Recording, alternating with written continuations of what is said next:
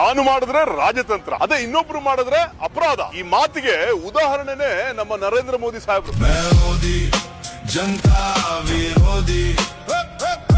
ಇತ್ತೀಚೆಗೆ ಪ್ರಧಾನಿಯವರು ಒಂದು ರೀಲ್ ಮಾಡಿದ್ರು. ನನ್ನ ತಾಯಿಯವ್ರನ್ನ ನಿಂದಿಸಿದ ದಾರಿ ತಪ್ಪಿದ ಮಕ್ಕಳನ್ನ ನಾನು ಕ್ಷಮಿಸಿದ್ದೀನಿ ಅಂತ. ಆ ಆಕ್ಟಿಂಗ್ ಗೆ ನಾವು ಅವಾರ್ಡ್ ಕೊಡಬೇಕಾಗುತ್ತೆ. मुझे तो गालियां दी गई, मेरी स्वर्गीय माता को भी गालियां दी गई. ये गुमराह बच्चे, मैं उन्हें माफ करना चाहता हूं. ದಶಕಗಳ ಕಾಲ ಮಹಿಳೆಯರನ್ನು ತುಚ್ಛವಾಗಿ ಹೀಯಾಳಿಸಿ ವಿರೋಧಿಗಳ ಕುಟುಂಬದ ಮೇಲಿನ ನಿಂದನೆಗೆ ಮೌನ ಸಮ್ಮತಿ ನೀಡಿದವರು ಇಂದು ಮಾತೃ ಗೌರವದ ಬಗ್ಗೆ ಪ್ರವಚನ ಮಾಡ್ತಾರೆ.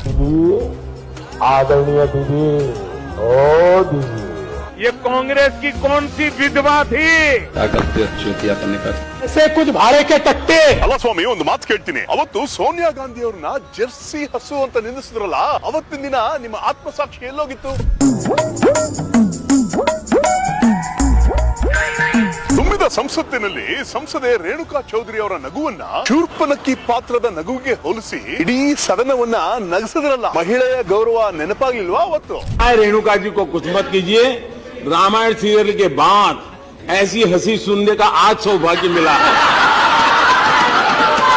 ಸುನಂದಾ ಪುಷ್ಕರ್ ಅವ್ರನ್ನ 50 ಕೋಟಿ ಬೆಲೆ ಬಾಳ ಗರ್ಲ್ ಫ್ರೆಂಡ್ ಅಂತ ಸಾರ್ವಜನಿಕ ಸಭೆಯಲ್ಲಿ ಹೀಯಾಳಿಸಿದಾಗ ತಾಯಿ, ಸಹೋದರಿ, ಮಹಿಳಾ ಮರ್ಯಾದೆ ಈ ಪ್ರವಚನಗಳು ಯಾವ ಗುಹೆಯಲ್ಲಿ ತಪಸ್ಸು ಮಾಡ್ತಾ ಇದ್ವು ಪ್ರಧಾನಮಂತ್ರಿಗಳೇ? 2014 ನಂತರ ನಿಮ್ಮ ಪ್ರೋತ್ಸಾಹ ಇರುವಂತಹ ಸಾಮಾಜಿಕ ಜಾಲತಾಣಗಳಲ್ಲಿ ಪ್ರಿಯಾಂಕಾ ಗಾಂಧಿ ಅವ್ರನ್ನ, ಸೋನಿಯಾ ಗಾಂಧಿ ಅವ್ರನ್ನ, ಇಂದಿರಾ ಗಾಂಧಿ ಅವ್ರನ್ನ ಇಷ್ಟ ಬಂದಂತೆ ಮಾರ್ಫ್ ಮಾಡಿ ಹೀಯಾಳಿಸಿದ್ರಲ್ಲ, ಅವತ್ತಿರ್ಲಿಲ್ವಾ ನಿಮ್ಮ ಆತ್ಮಸಾಕ್ಷಿ? ಹೆಣ್ಮಕ್ಳ ಬಗ್ಗೆ ನೈತಿಕ ಪಾಠ ಮಾಡ್ತಾ ಇದೀರಲ್ಲ.